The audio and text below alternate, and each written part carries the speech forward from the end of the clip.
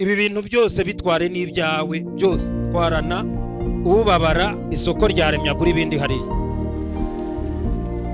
byitware ubabara isoko rirakinguye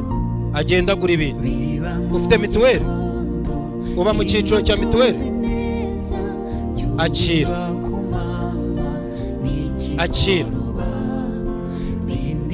ufite umutaka w'uwo mwana umva nta ruhare wagize muri ibi icyakora cyo twavuga ko warangaye ntabwo twavuga ko ari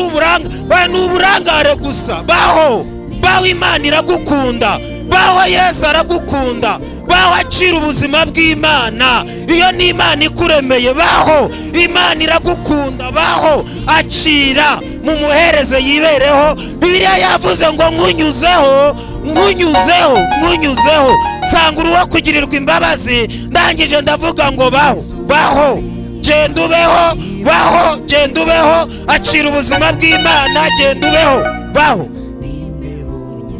mama marayika nabanguke yegera uyu mwana n'abandi badiyakoni mumufashe gende yibereho mu izina rya Yesu baho